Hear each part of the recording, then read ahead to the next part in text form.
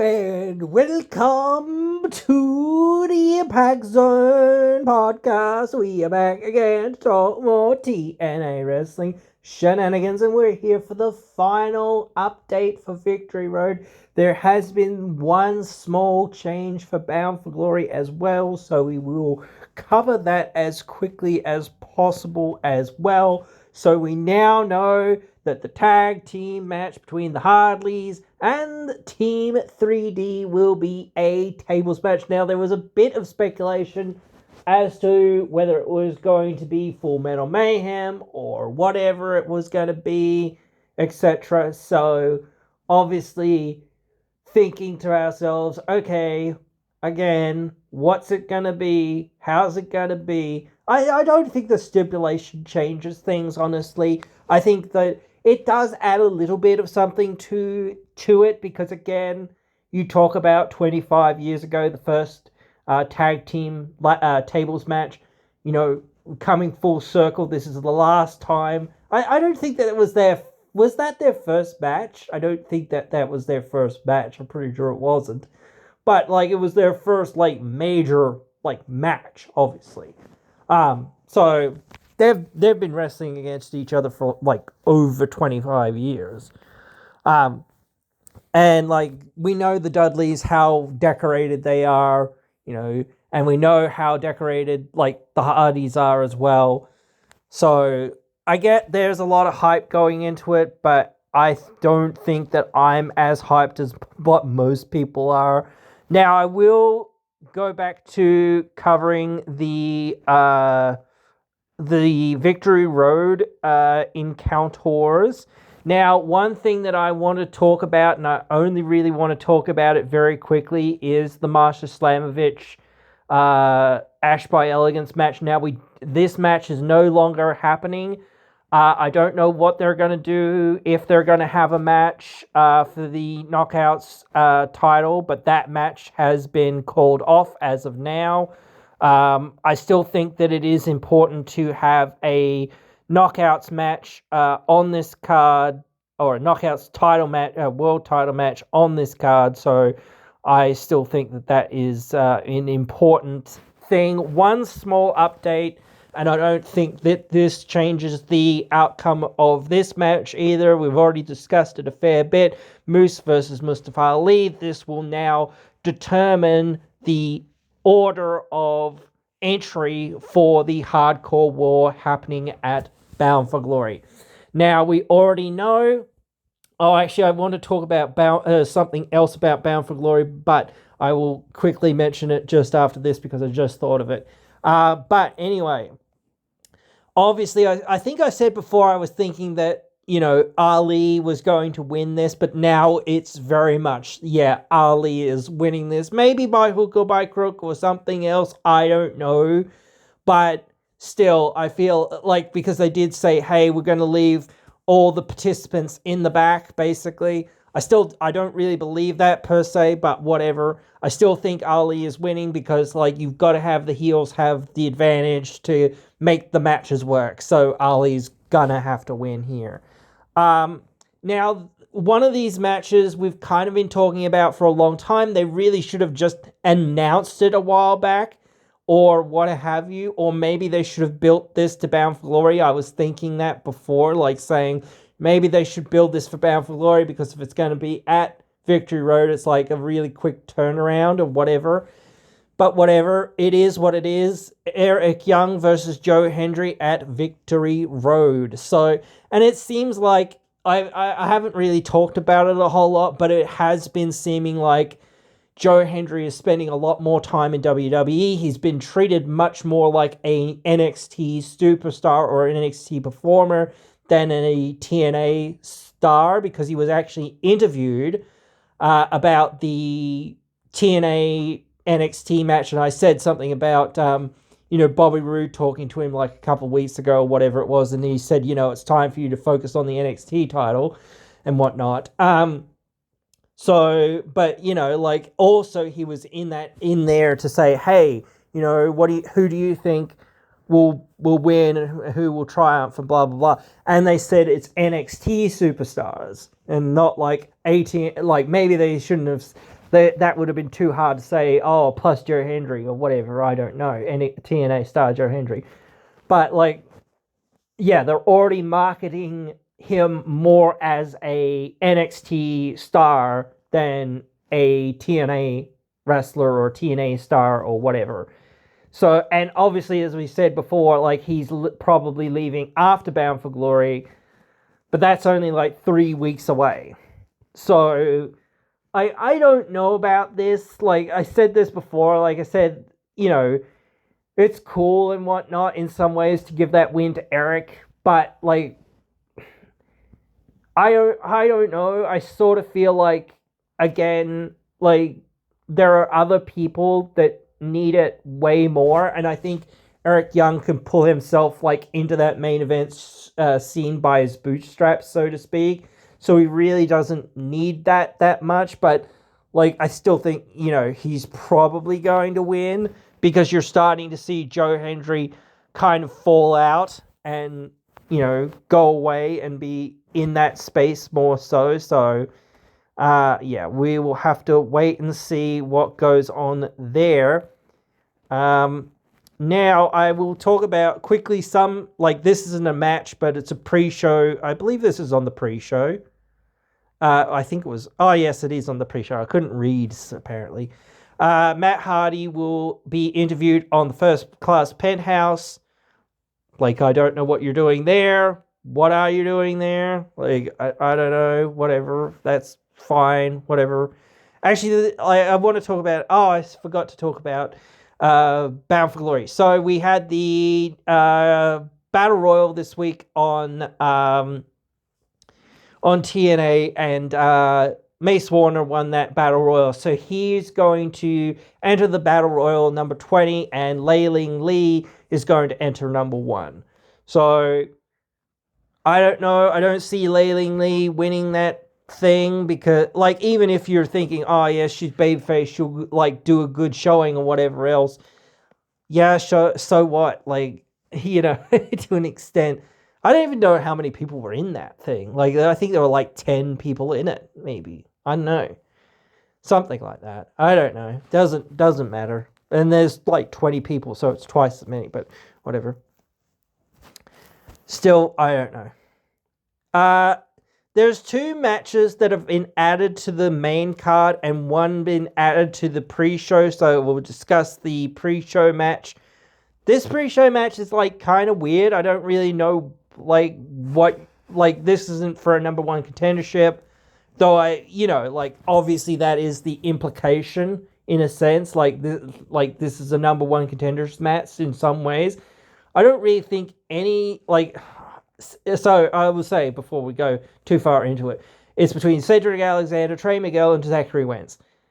None of these guys, in my opinion, feel like they're becoming number 1 contenders anytime soon. Like, Cedric's just had a big opportunity to face Leon Slater. Miguel and Wentz are more of tag team guys. Not that you couldn't put them in there, but, like again... with only 3 weeks worth of build, it's like, if it was somebody else, especially for Bound for Glory, this is what I mean.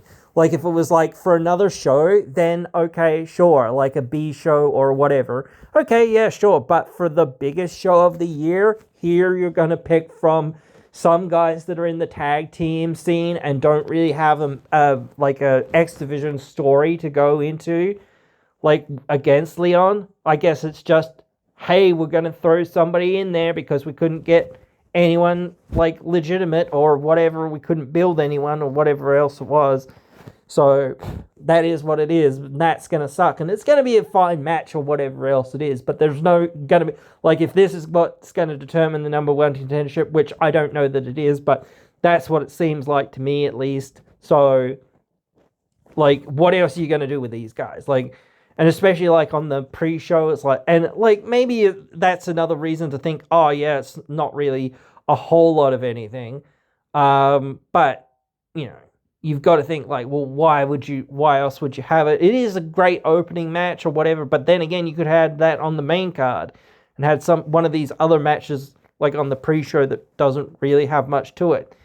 So we'll get to some of those matches. Hometown Man and Matt Cardona versus the Nemesis. The Nemesis are probably winning this thing. You've got a Franked team here versus, like, an actual tag team. Like, what? Like, maybe you could see that the Hometown Man and Matt Cardona win, but what's the point? Like both of those guys are not regular tag team guys. This is their first tag team match. Like, you're gonna throw, like, the former champions into a match and then just have them lose? Like, for what? Where's that going? Like, and you need to, like I said before, you need to reestablish your tag team scene after the Hardys are gonna leave. So, like, you're not gonna sit there and go, oh, we just beat one of the very few proper tag teams that we've got, and with just a Franked team that we threw together one week. Like, this match isn't worth being even on the main show at all. And there's another match that I don't think's worth being on the main show at all. But they probably don't have enough. They could move the Matt Hardy angle and whatnot to the main show, but whatever, I don't know. But still, like I will be, like, surprised if this match goes more than, like, 10 minutes, because this won't be, like, a whole lot of anything in my opinion, really. I don't really care. I don't think anyone cares, because there's no reason to care. The other one is Mike Santana versus Ridge Holland. This was thrown together the last minute, and nobody gives a rat's ass about, like, this NXT invading guy who has done all of nothing. So, like, and has no legitimacy. Like, you've attacked somebody. That's the investment. The investment is, hey, we like Mike Santana. And how you attacked Mike Santana? Boo you! Boo! Boo earns. So that is the level of, like, storytelling that we've got here. It's just a little speed bump for Mike Santana. And again, I'll be surprised if this goes more than, like, 10 minutes as well. I'll be somewhat surprised if it goes more than 5 minutes in some ways. Because, like, but I guess in some ways the NXT guys probably were, like, lobbying to be like, hey, you've got to actually give our guy a good 15 minutes to make him look good. So, like, that won't surprise me then either in that regard if it does go a bit longer. But, like, again, like, I don't know. I just don't love how this was, like, thrown together. So, like, in the last, like, week, and it's like, oh, okay, cool. Like, what? Like, what? Like, a lot, like, same thing with Joe versus Eric. It was like, this thing is going to happen. It's going to happen at some point. When is it going to happen? Where is it going to happen? Oh, okay, you just decided you're going to do it this week. Okay, cool, great. You should have said that, like, 2 or 3 weeks ago. Like, that should have been, like, the first thing, like, or whatever that was said. Like, after like last week, it should have been, like, a small little segment. Maybe, like, it only took maybe a minute. So you could have done it, like, last week. You could have found the time and the space for it, I'm sure. So, but yeah. Though, this one, as I said, not going to be very long. Like I said, see Mike Santana winning this. Like I said, as far as the Knockouts title goes, like, I don't want to spend too much time on it. But if they do have somebody come to challenge Ash by Elegance, it's obvious that she's not, like, losing that match, because it's, like, literally the day of, and you're not going to have somebody upset the champion, like, without a story. Realistically, it's like, you can do that sort of stuff where somebody wins out of nowhere, but, like, you've got to kind of, it's hard to kind of build up to it, but it is, like, a thing that you kind of need to build up to. It's something that you need to be like, oh, yes, this person does have a chance somehow, some way, or whatever it is. It's not just, oh, they debuted or whatever it was, or they returned or whatever it was. I do want to say that the return of Tessa Blanchard this week does start getting my spidey sense kind of tingling, because I think that the main reason that she was brought back at this point, and I don't know whether we talked about this, but like, it's obvious she was brought back for Bound for Glory. Like, she's a big star. They want to do stuff with her at Bound for Glory. Like, it might be something to do with Gia. I don't know, but like, to me, that doesn't work for me, because like, even though I know she's like done some wrestling on the indies, she really hasn't been a big wrestler. She's been more of a manager and whatnot, and like, she's always been presented as a like interviewer or whatever. So for somebody to like go from being an interviewer and whatnot to being like an in-ring wrestler, even for like one night, to me doesn't really cook like the way I want it to kind of cook. So I kind of feel like you've got to have some, like, you do the Donald Trump thing, what that they did with him and Mr. McMahon.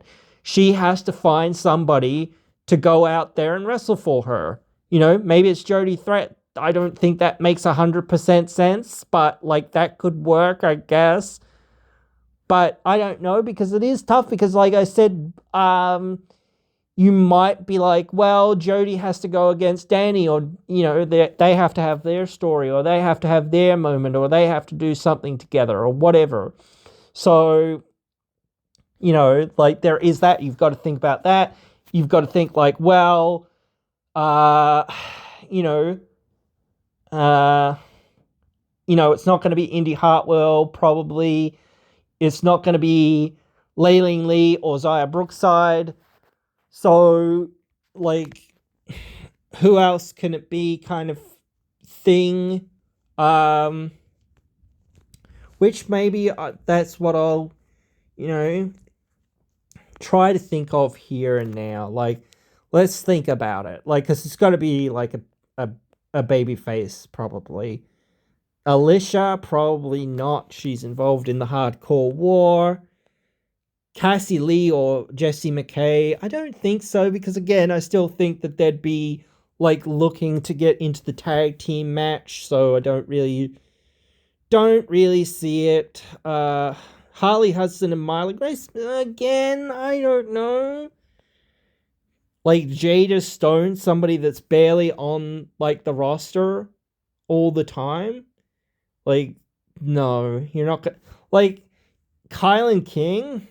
Maybe that's a cool return, but like, I kind of feel like Kylan should be like a heel, but then again, like, she'll probably get like a big pop for returning. So like, especially since she's been gone for so freaking long. So I don't know. That sounds cool. If she can go, obviously, there's always that. Mara Shade, that sounds like that could work. That could be good. That could make sense. Mila Moore. She's barely on the roster, so I don't see that. Because you've got to bring somebody that's like somewhat on that level. I think Steph DeLandra is now like morphed more into being like a manager rather than a wrestler. So I don't really see that. Who else is on this roster that we could think of? That's about it, honestly. That is about it. Okay, I thought I was like missing somebody, or like I might not be able to think of somebody. But again, like, Steph is heel, so that wouldn't make sense. Rosemary? Like the last ditch Rosemary? Like, that's the only other person. She is heel, but it's like, she, like, actually it's kind of funny, because like, I thought, I haven't really mentioned this, I don't think, but Gia has been managing Havoc on the indies. I can't remember the promotion, but she's been doing like all this spooky stuff with Havoc. So it'd be interesting in some ways to see like her with Rosemary kind of thing. That'd be kind of like somewhat interesting, or whatever. I don't know. But yeah, like, you've got to at least have something there, because it'd be like, even if you were to say, hey, I'm gonna go out there and I'm gonna try to beat her up or whatever. Like, not only does it not make a fair bit of sense, but it's like, well, you've got Victoria Crawford that's always lurking, so it's virtually, 2-on-1. So it's like, again, you've got to have something there for yourself. So, but I don't know. Like, I think we'll find out more as we do get closer. But I did want to mention it because it is important to keep it in the back of your mind to be like, well, this is the story, and this is where we've started to go. So like, there's got to be something there in some regard. So like, try to think, okay, well, how could you make a payoff here or something? Like, maybe you could bring back Ariana Grace. I don't know, but like, you've also got to think like, oh well, this is this whole thing is like, starting, like I said before, like it's starting to devolve into this TNA NXT like crossover type thing, and like there has been this rumor of this Invasion pay-per-view. So like, I think they kind of want to do that maybe next year, maybe, like, because then it'll be like 25 years after like Invasion 1. Like, but then again, like they are doing it now, so it's like maybe they want to do it sooner than then, but still it'll be like, something to discuss, like, oh yes, this was, this pay-per-view all these years ago, and people remember that, and like like over the last 20 odd years, the most like fan like theory or whatever, crafting versus WWE has been TNA. And in the last 6 years, it's been AEW and WWE. But like for the last 20 years, it's been TNA and WWE. You always would make those WWE versus TNA cards and that sort of thing with all your dream matches of AJ Styles versus John Cena and whatever else and all that sort of stuff or whatnot. So, you'd see all these things, like all these cool like things going off against each other, and that's what the opportunity that they have now. But certainly that it will not disrupt things, but it will disrupt things in some ways. So you've got, again, like that's where I think like we'll see something else. We'll probably see like some version of NXT stuff like coming into TNA. You might see it in the quarter shot. Though I just realized like the two I haven't really talked about the Hall of Fames. So both Mickie James, well, I'll say both, but Mickie James and the beautiful people Angelina Love and Velvet Sky are going to be inducted into the TNA Hall of Fame this year. And I'm pretty sure both of those things are happening on the pre-show or the countdown show or the buy-in show, whatever. But like both of those are going to take probably half an hour each, maybe at least 20 minutes each. Like, like, so like you're going to have not very much time left, like in an hour's long pre-show to do anything else, let alone a battle royal. Like, maybe you do have time for it, I don't know, but like maybe you'll have like one other little thing or whatnot in there, but not like a full match unless it's like a way shorter, like it like only like a 5 minutes or something short. So that's a real like or maybe like 10 minutes or something, I don't know, but yeah, like the entrances alone take like 5 to 10 minutes. So like, yeah. But yeah, no, we'll keep our eyes and our ears open for it and see what's going on. Like, I think like I don't want to dive too deep into the Masha Slamovich situation, and I think it is good. Like, I think in some ways, again, like this is maybe again, I don't know what the whole thing with Rich Swann is and whatnot's going on there, because like he hasn't been on TV for weeks. So like it starts becoming like, well, why are we paying this man if we're not, like, the same sort of thing, like why like if we have people on our roster or if we have them advertised or whatever else it is, like, well, why are we paying them for? You know, what are they here for? Like, if they're not here, you know, or they're not going to be used in some form or some fashion, it's like you can't just have people like filling up space that are not going to use. You've got to be going, okay, what are we going to do with this person? Even if it's like at a certain point, you've got to say, okay, well, yeah, we don't know what we're going to do with this person because we've tried a whole lot of stuff and we've tried and tried and tried for a long time. And yeah, we just haven't got anything else for this person. So yep, we're done and we've got to move on. You know, like if this person isn't going to generate a return on all of our investment or whatever else it is or whatnot, it's like, well, that's it. That we've done all we can. To a certain extent, we can't do anything more. Maybe they need a few more years of work, you know, on the indies or wherever to prove themselves of saying, hey, you know, no, I can be here and I can be part of this roster and I can, you know, pull the weight and it is worth continuing to invest in me and whatnot. It's not just, oh, well, you know, we've tried and we've tried and we've tried, but you haven't really gotten over to the point where we think that you should be or whatever. So that is, you know, what they've got to deal with. But anyway, guys, I think that is it for this one. Obviously, we'll be here again for the review, and then like in the next week, we'll be like starting the proper like